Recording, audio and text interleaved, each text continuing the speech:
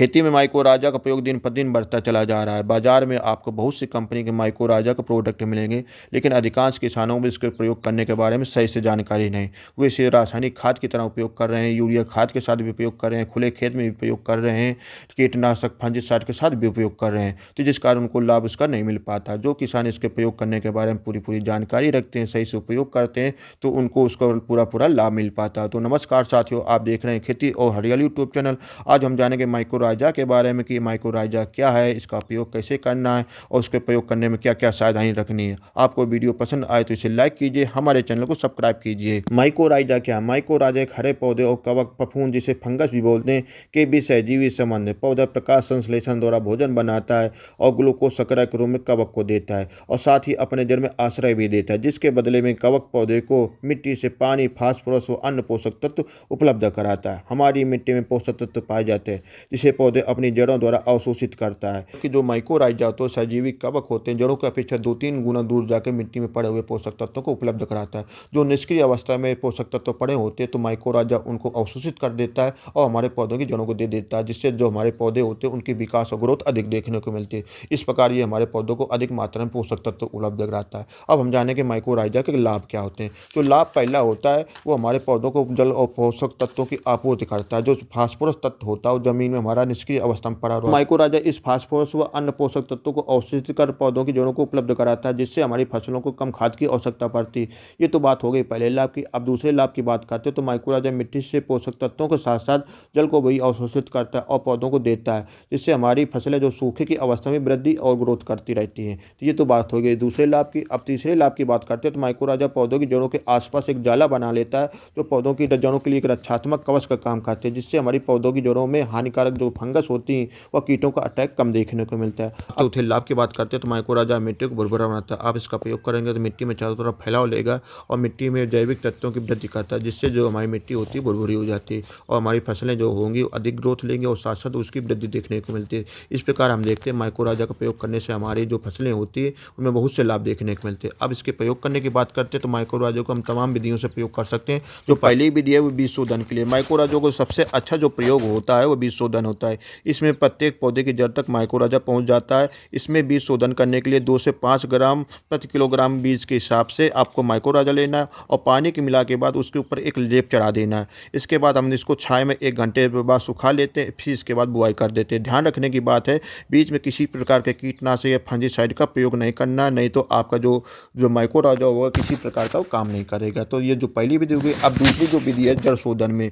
माइकोराजा का प्रयोग आप नर्सरी की जड़ शोधन में कर सकते हैं। इसमें मिर्च, टमाटर, बैंगन, शिमला मिर्च, सब्जी वर्गीय फसलों को, इसके लिए नर्सरी की जड़ों को 10 ग्राम माइकोराजा लेकर 5 लीटर पानी मिलाकर एक घोल तैयार कर लेते हैं। फिर इस नर्सरी की जड़ों को आधा घंटा के लिए इस घोल में भिगो कर रख लेते हैं। फिर आप नर्सरी को अपने खेत में ट्रांसप्लांट कर सकते हैं। इस तरह जड़ शोधन में माइकोराजा का आप प्रयोग कर सकते हैं। जो अगली विधि है गोबर की सड़ी हुई खाद के साथ या मिट्टी के साथ माइकोराजा का आप प्रयोग कर सकते हैं। जब अपने खेत की बुआई करा रहे हो या पानी लगा रहे हो उस समय आप गोबर की सड़ी हुई खाद के साथ या मिट्टी के साथ माइकोराजा को मिला लेते हैं और अपने खेत में बिखराव कर देते हैं। फिर अपने खेत की बुआई करा दीजिए या पानी लगाना हो तो पानी लगा लेते हैं। इस तरह आप मिट्टी के साथ या गोबर की सड़ी हुई खाद के साथ आप माइकोराजा का प्रयोग कर सकते हैं। इसके लिए जो 1 एकड़ की जो माइकोराजा की जो मात्रा होती है वो 100 ग्राम होती है। इस विधि में माइकोराजा का प्रयोग करते समय कुछ सावधानी रखनी है। जब तेज धूप हो उस समय माइकोराजा का प्रयोग नहीं करना, नहीं तो एक प्रकार के फंगस होते हैं वो मर सकते हैं। जब तेज धूप न हो तभी आप इसका प्रयोग करें और तुरंत खेत की बुआई कर दें या पानी लगा दें। इस तरह आप माइकोराजा का प्रयोग गोबर की सड़ी हुई खाद के साथ या मिट्टी के साथ प्रयोग कर सकते हैं।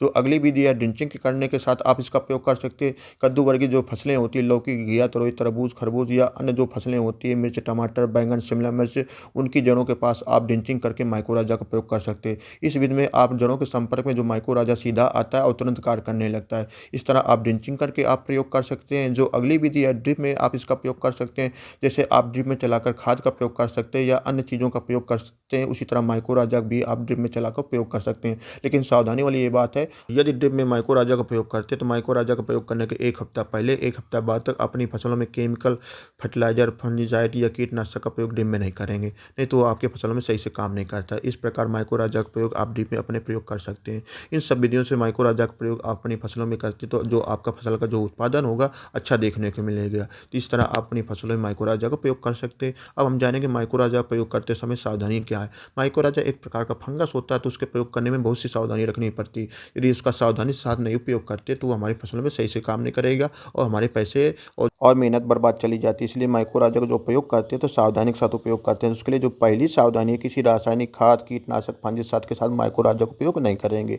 यदि आप माइक्रो राजा का उपयोग बीज उपचार में करते हैं तो जो आपके बीज हो उनमें किसी प्रकार के कीटनाशक, फंगिसाइड का उपयोग नहीं होना चाहिए, तभी वो काम करता है। यदि बुआई के समय आप इसका उपयोग करते तो आप जो रासायनिक खाद का उपयोग करेंगे तो माइक्रो राजा से अलग करेंगे, अलग अलग दोनों को खेत में बिखार के प्रयोग कर सकते हैं। इस प्रकार माइक्रो राजा का आप प्रयोग कर सकते हैं। जो अगली सावधानी है, माइक्रो राजा का प्रयोग करते समय सूखे खेत में इसका नहीं प्रयोग करेंगे। आपके खेत में पर्याप्त नमी हो तभी आप इसका प्रयोग करते हैं, या जब तेज धूप है उस समय नहीं करना। तेज धूप में भी अच्छे से काम नहीं करेगा। तो ये दूसरी सावधानी हो गई।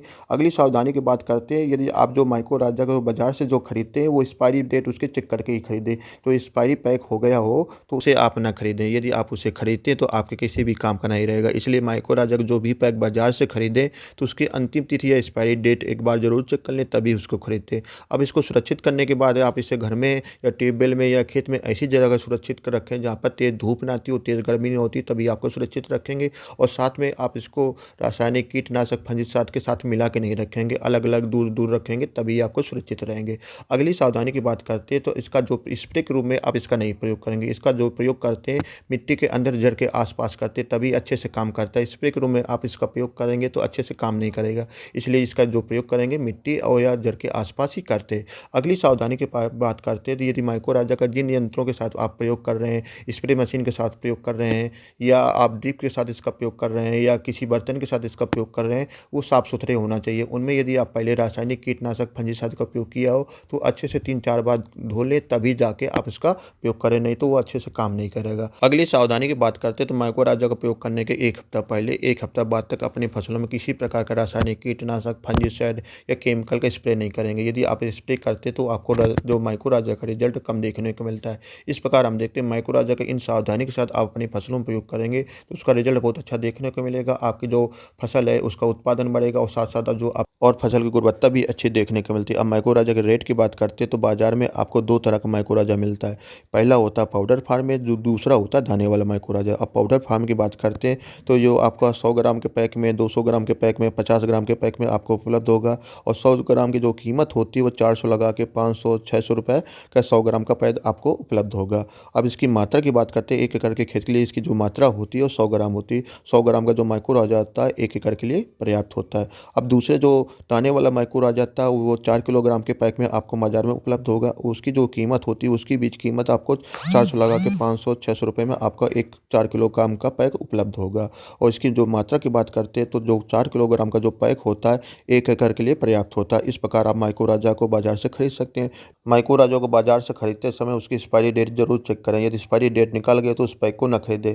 इन सावधानियों के साथ यदि माइक्रो राजा का प्रयोग आप अपने फसलों में करेंगे तो उसकी जो उत्पादन है, गुणवत्ता है, साथ साथ जो फसलों की जो ग्रोथ है अच्छी देखने को मिलती। तो आप भी अपने फसलों में माइक्रो राजा का जरूर प्रयोग करें।